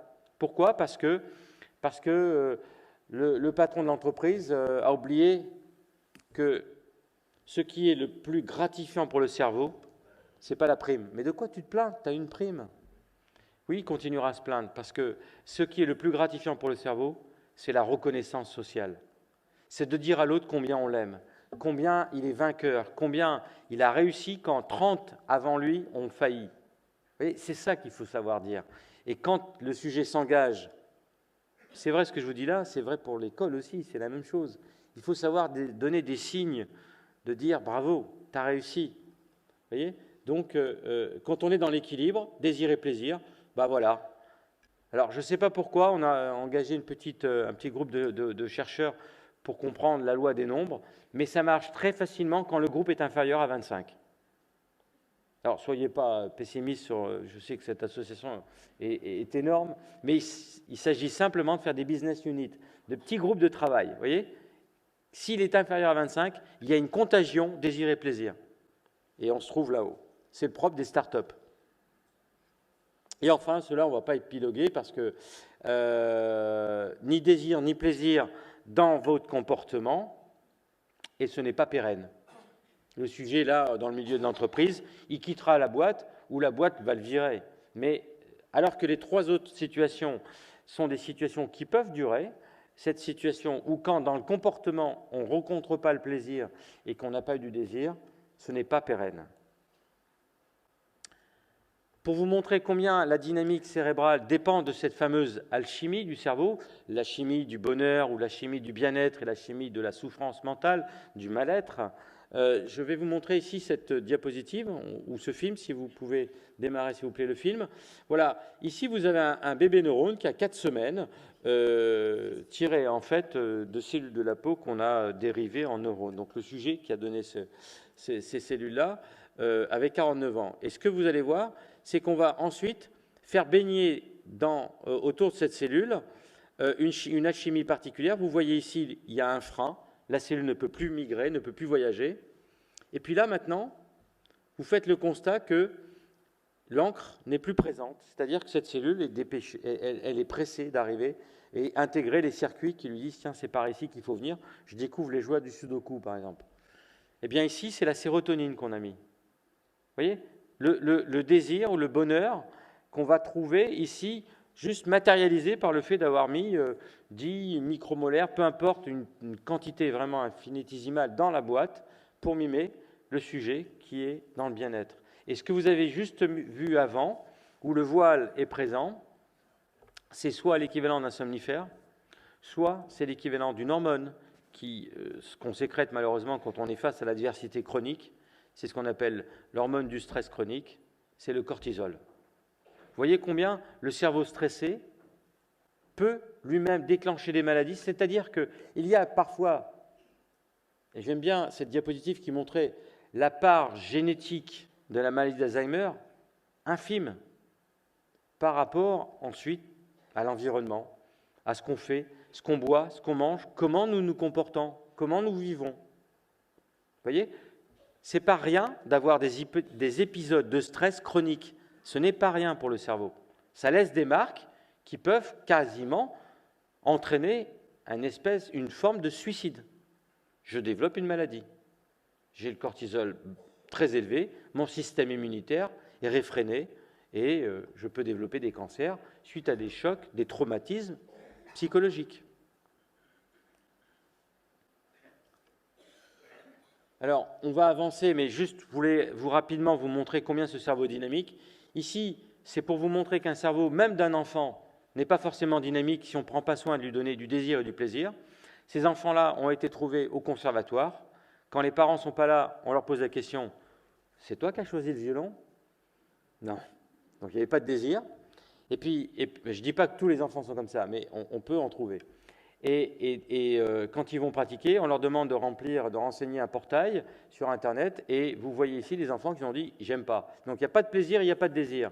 Eh bien, il va falloir attendre 7 années de pratique pour que, quand l'enfant, donc commençant à être observé à 7 ans, il va falloir attendre qu'il atteigne l'âge de 14 ans pour que, enfin, dans son cerveau, on puisse voir un miracle apparaître, une nouvelle compétence.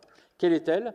L'enfant est allongé, il entend un pianiste jouer. Donc, cette note vient stimuler cette partie du cerveau que Dieu ou la nature, selon votre point de vue, a voulu dédier à l'audition. Donc, il n'y a rien de surnaturel, c'est normal. Ce qui est nouveau, c'est que vous avez cette région qui vient maintenant de s'engager quand l'enfant entend une note. Quelle est cette région-là? Elle est dédiée à la planification du geste. C'est-à-dire que l'enfant, en entendant une note, maintenant, c'est lui-même où il appuierait dans l'espace sur un clavier. Et vous faites la manip inverse, c'est-à-dire vous lui tendez un clavier en mousse, il appuie, donc il active d'abord cette région, et bien ensuite il y a un phénomène de réverbérance qui va faire qu'il entend les notes, alors que ce clavier il est en mousse, il n'y a pas une seule note. Mais attention, comme disait Churchill, cette année dans le sang, les larmes et la sueur. Quand désir et plaisir ne sont pas là, c'est dans la peine et la difficulté qu'il va falloir être très patient pour voir germer des nouvelles compétences. Et plus rapidement, maintenant, des sujets qui vont connaître le désir, parce que pendant 6 mois, on va alors vanter les mérites de la cécité. Vous voyez, c'est paradoxal. On leur dit, quand vous allez être aveugle, ça va être génial. On leur explique, donc par des mémos, tous les vendredis soirs, combien l'humain est dominé par le visuel. Et donc, si vous fermez les yeux, vous allez pouvoir décupler les autres modalités sensorielles. Vous savez que quand quelqu'un vous a cuisiné un petit plat, dès qu'il vous met ça dans la bouche, il vous dit « Alors, dis-moi ce que j'ai mis comme épice ». Qu'est-ce que vous faites? Vous fermez les yeux. Pour justement mobiliser un peu plus d'énergie à cette modalité sensorielle. Donc, on leur explique qu'ils vont frissonner dès qu'on va les caresser avec une plume, qu'ils vont être capables d'entendre 3 discussions en même temps, qu'ils vont être capables de sentir des odeurs qu'ils n'ont pas l'habitude de sentir, etc., etc. Arrive le jour J, 6 mois plus tard, ils vont vivre cette expérience de cécité. Et regardez, 5 jours plus tard, qu'est-ce qui se passe? Ça, c'est les non-voyants et les voyants. Vous voyez ici une différence. C'est-à-dire que quand les non-voyants mettent leurs doigts dans une boîte, à l'intérieur de laquelle vous avez cette cible, ils touchent la cible, ils sont invités 5 secondes plus tard à retirer le doigt et 10 secondes plus tard à remettre le doigt sur la cible. Eh bien, quand ils viennent retoucher la deuxième fois, ils doivent nous dire ça a changé ou ça n'a pas changé. Parce que par-dessous la table, on peut tourner la cible. Eh bien, ceux qui ont été plongés dans la cécité, juste 5 jours, c'est pas long, hein, eh bien, sont capables de discriminer des mouvements que nous ne sommes pas capables, c'est-à-dire le différent entre les non-voyants et les voyants, c'est 15 degrés de rotation. 15 degrés de rotation et les non-voyants mettent le doigt et disent « mais oui, ça a bougé ». D'où vient cette performance? Quand vous regardez ce qui se passe dans leur cerveau, vous avez cette région jaune et cette région bleue. La bleue est dédiée au toucher. Mais je vous rappelle que pendant 5 jours, savoir reconnaître des objets qui vous entourent, vous voulez manger par exemple, vous voulez savoir si ce que vous êtes en train d'enfoncer n'est pas la paire de ciseaux, mais bien la fourchette. Vous voyez, donc c'est très important le tactile. Ça veut dire que pendant 5 jours et 5 nuits, quasiment, cette région bleue, elle a été débordée. Il y a des commandes, il faut travailler, travailler. Mais par contre, la région jaune que Dieu ou la nature avait décidé de connecter à la rétine, elle est au chômage. Bien, la région bleue, au-dessus, parce qu'il y a eu du désir pendant 6 mois, elle a été capable, dans cette difficulté-là, de venir recapturer, c'est pour ça que c'est du recyclage, et de dire que, tiens, puisque toi, normalement, tu es fait pour la vision, mais il n'y a plus rien qui arrive de la rétine, eh bien maintenant, tu vas travailler avec le doigt. Et c'est pour ça que ces sujets sont meilleurs que nous.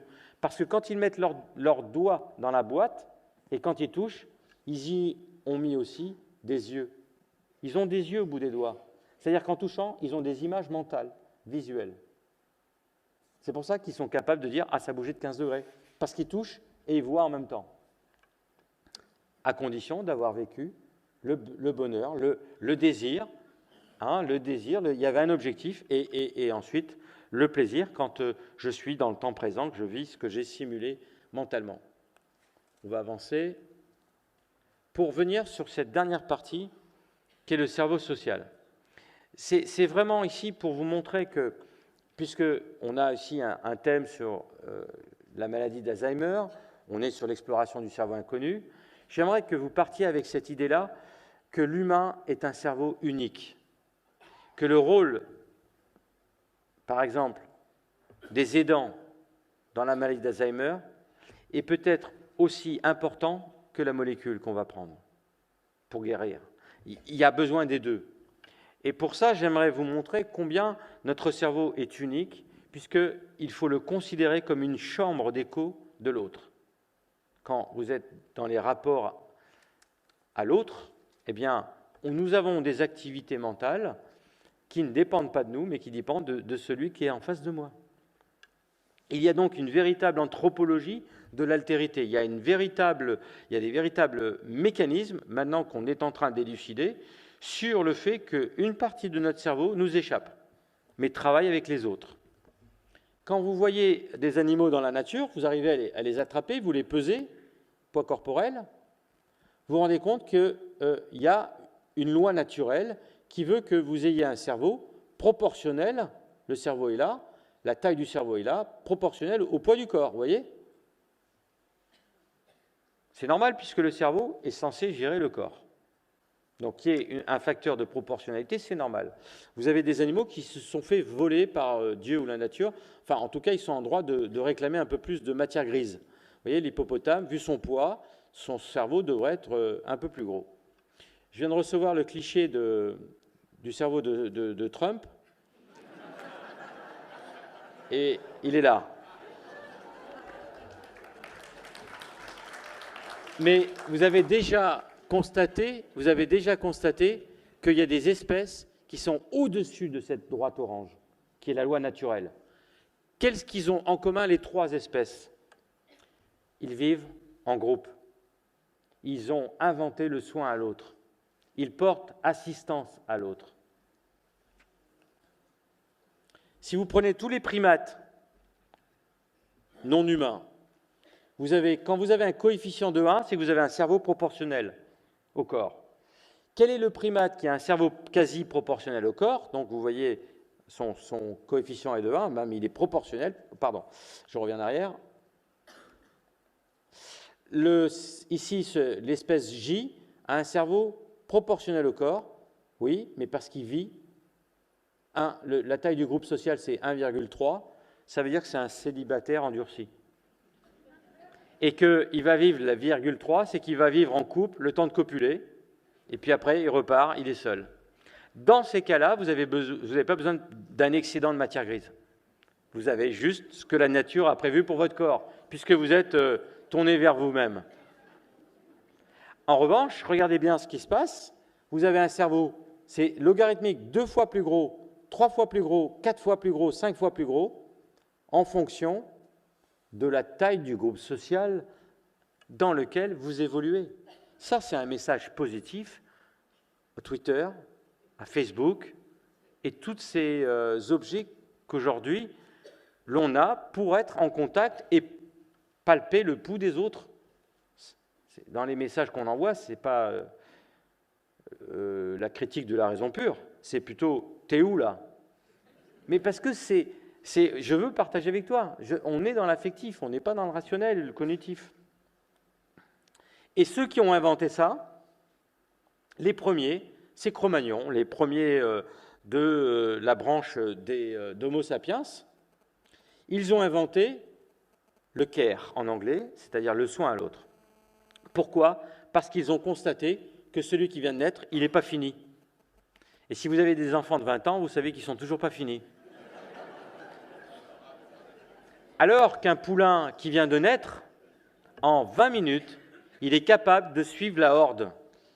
D'ailleurs, s'il n'est pas capable de suivre la horde, il sera mangé par un renard, un loup ou un chien errant. C'est du darwinisme, c'est de la sélection, élimination, prédation.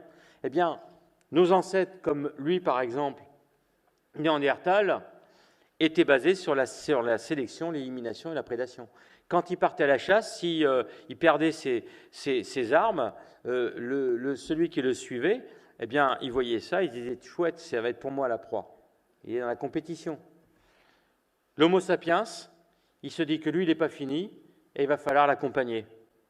C'est-à-dire que l'Homo sapiens qui part, ou Cro-Magnon qui part à la chasse, eh bien, si le premier de cordée, comme disait l'autre, voit ses armes tomber, eh bien, on va le lui ramasser pour le lui donner parce qu'on s'est fait l'image mentale de se dire « Ah ben moi, si j'étais à ta place, face à un phacochère qui vient vers moi, j'aimerais bien avoir de quoi me défendre. » Donc, j'ai ce dispositif intellectuel qui me permet de quitter mon corps et de rentrer dans le corps de l'autre et de voir le monde au travers des yeux et des oreilles de l'autre. Vous savez bien, quand on va au cinéma avec une personne qu'on aime bien, on est en train de voir le film avec 4 yeux. C'est ça, c'est une attitude que l'humain est le seul à avoir inventée, de se glisser dans la peau de l'autre et de voir le monde à travers les yeux de l'autre. C'est le Einfühlung qui avait été théorisé par les historiens de l'art vers Vienne en 1880, où il s'était dit, c'est quoi une art? C'est quoi une œuvre d'art? C'est quoi l'impression de l'esthétisme? Eh bien, ils étaient arrivés à cette idée que l'œuvre une art qui va vous impacter, c'est quand un artiste est venu coller ses émotions. Et vous êtes devant cette œuvre d'art, vous recevez ces émotions. En gros, quand je suis devant Guernica, c'est un miroir. Et je vois Pablo Picasso à ma droite. Et je vois son visage. Parce que c'est notamment au travers du visage et le langage non verbal que l'on reçoit les émotions. Je crois que mon temps imparti est écoulé, alors que j'ai juste fini mon introduction. Hein. Voilà les formes de cerveau social que donc, on est capable de dégager. Vous avez un footballeur qui vient de rater un penalty, il a mis les mains sur la tête, ça c'est le cerveau des croyances, il croit qu'une divinité viendra le punir. Mais ce qui est intéressant, c'est que ceux qui le regardent, et il y en a 80 000 dans l'arène, ont les mains sur la tête. Vous voyez, c'est l'imitation du comportement parce que je suis empathique avec l'autre.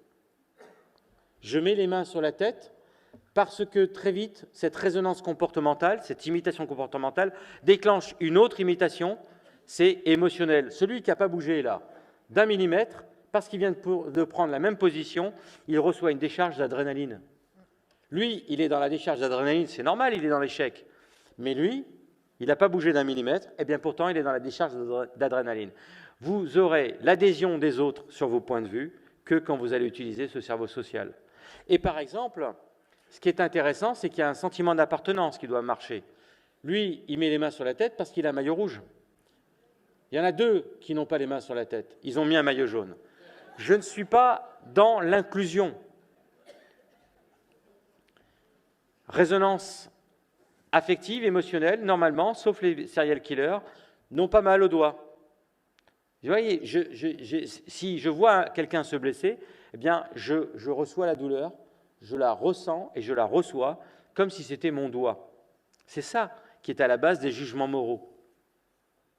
Hein, prenez la table de Moïse, tu ne veux pas faire à l'autre ce que tu ne veux pas qu'on te fasse, eh bien, c'est parce que quand je vois quelqu'un qui est blessé, eh bien, c'est comme si c'était moi qui étais blessé. En revanche, si ce quelqu'un vient d'arracher un sac à main et qui se blesse, j'ai pas mal là, je lui mettrai les pieds sous le dos en attendant que la police l'arrête. C'est un jugement moral. Vous voyez que la base des jugements moraux est basée sur l'existence de ce cerveau. Là, c'est intéressant de montrer que quand vous mettez quelqu'un sous un scanner et vous le faites mal, ça arrive, hein, on paye les gens pour ça.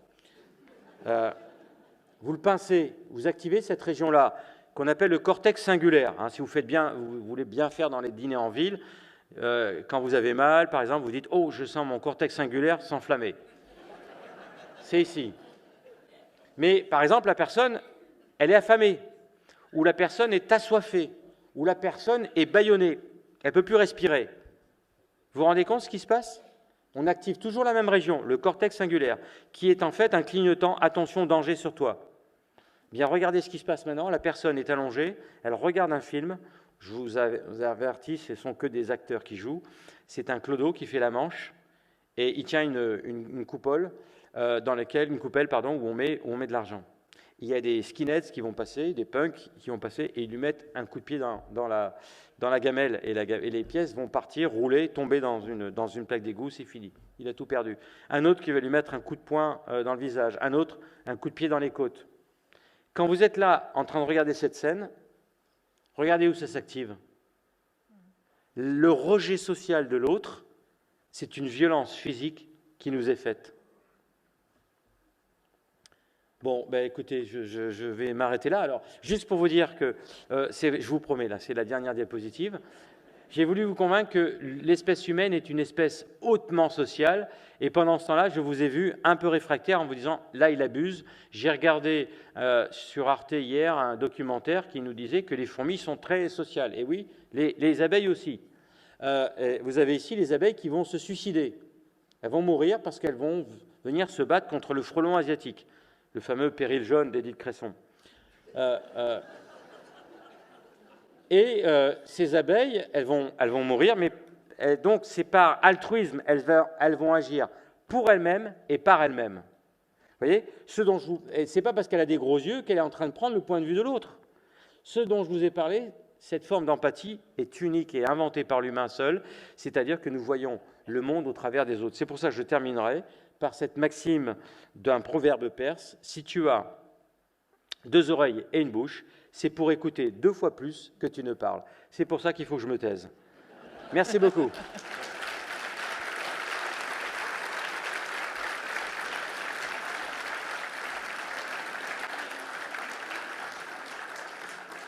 Alors, merci beaucoup, Pierre-Marie Yeddo.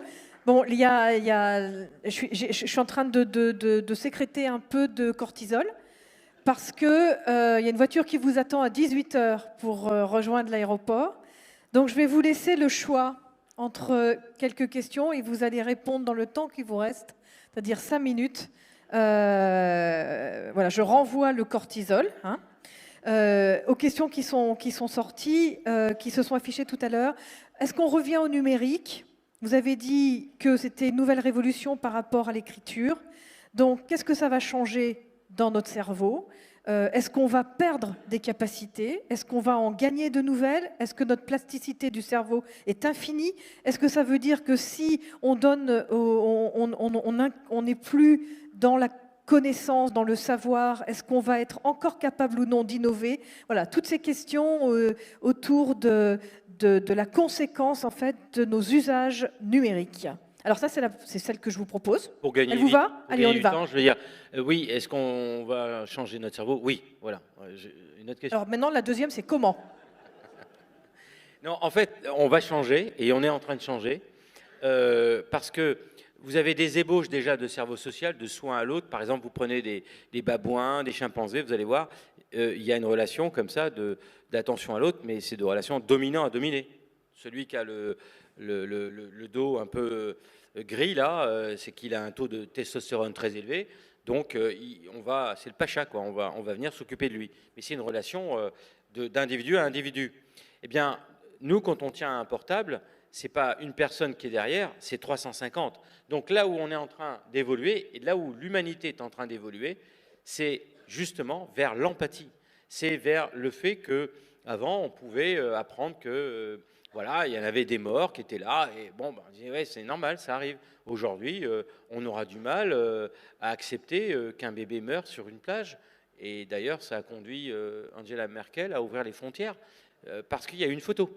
Alors, c'est ça où l'humanité est en train d'être dans une empathie qui devient presque mondiale, avec un seul danger quand même, c'est la manipulation des opinions publiques par l'excès d'empathie. Alors, il y a eu justement une question sur la pensée unique, c'est-à-dire qu'à force de partager tous ces réseaux, est-ce que le cerveau a encore de la place pour réfléchir et se faire sa propre opinion ? Alors, la question de la place, elle a été résolue parce que je vous ai montré cette croissance exponentielle. On est arrivé à 1500 cm3. Vous ne dites pas que dans 50 ans ou 100 ans, on va être à 1600, 1800. Non, on est au taquet. Donc, on est au taquet parce que pour des raisons de contingence énergétique, déjà cet organe qui fait 2% du poids corporel entre mes oreilles, il se permet de consommer 40% d'énergie. Donc s'il continue à développer, j'aurai plus rien pour les muscles, la sécrétion d'hormones et digérer. Donc il est au taquet. Et c'est ce qui s'est passé dans les années 50, c'est du coup on a externalisé la pensée. On a voulu extraire de notre cerveau tout ce qui était automatique et qui fatigue. Donc les algorithmes, le big data, c'est du biomimétisme. Voilà, mais ça veut dire qu'il faut bien se concentrer sur qu'est-ce qu'on n'a pas délégué et qu'on ne pourra jamais déléguer. Bah, une machine, elle n'a pas un corps, donc elle ne peut pas avoir d'émotion.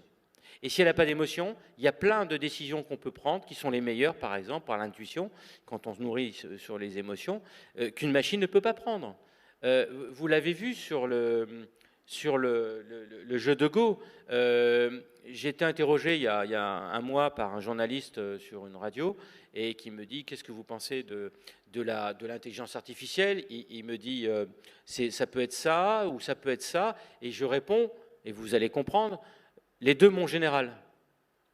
Et à ce moment-là, en disant ça, je me rappelle d'un truc qui était intéressant à ce moment-là, c'est de lui dire et sachez que si vous étiez un algorithme, vous penseriez que ce sont deux militaires qui parlent ensemble. Alors que je suis dans l'humour, je suis dans la dérision, je suis dans le deuxième degré. Eh bien ça, l'algorithme, il ne pourra pas faire. Et c'est ce qui s'est passé il y a 5 ans, on a failli, ou un peu plus, 10 ans, on a failli avoir une guerre nucléaire. Sauf qu'on a eu, heureusement, un ingénieur, soldat russe, qui s'est dit, c'est pas possible qu'on nous attaque de cette façon-là. S'il y avait vraiment une attaque, parce qu'il était devant des écrans, et il a vu 5 menaces d'ogives nucléaires partir de territoires différents de l'Europe.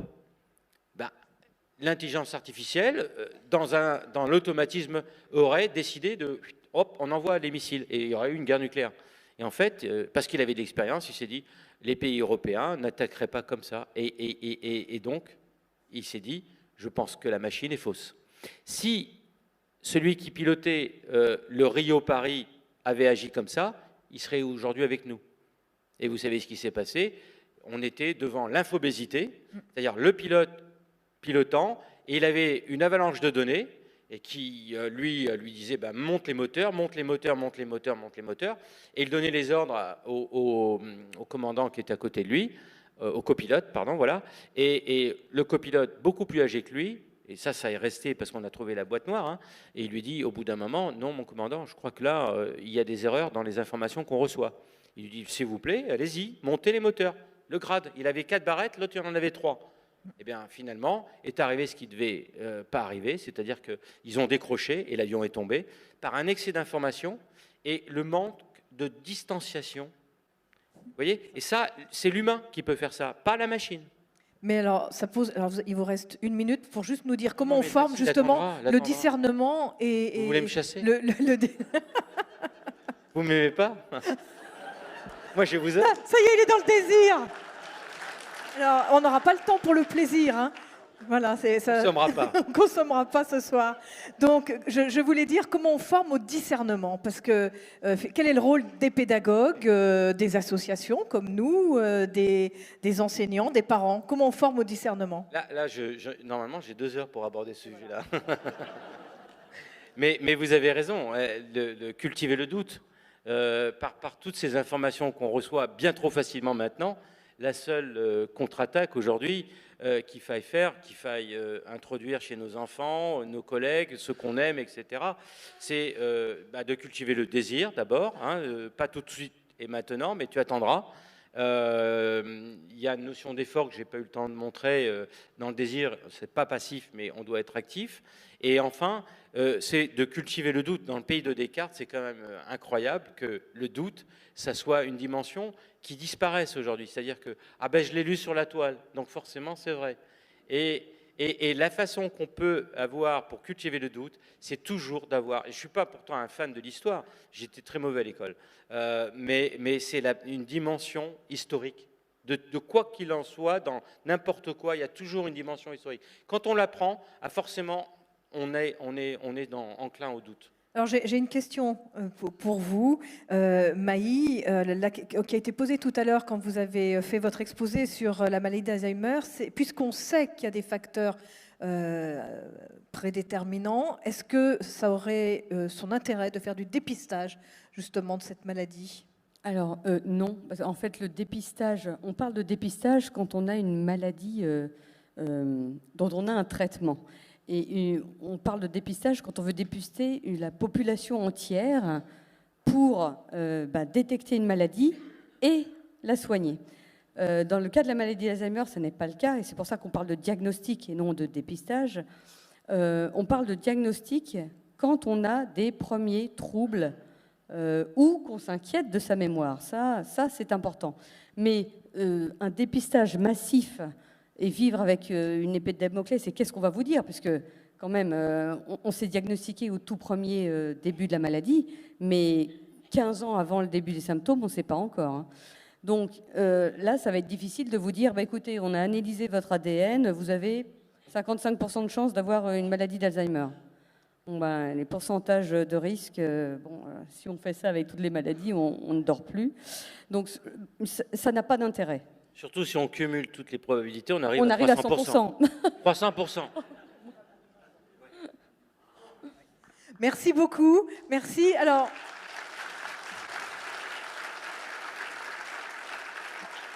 merci de nous avoir permis d'abord de comprendre des choses qui sont évidemment très complexes, puisque il y a des travaux de chercheurs importants derrière tout ça. Merci de nous avoir présenté ça de manière simple, humoristique, sympathique évidemment, de dédramatiser tout ce qui nous attend ou pas. On a terminé notre conférence, donc je voudrais que vous applaudissiez très fort Pierre-Marie Yedot et Maï Panchal. Merci beaucoup.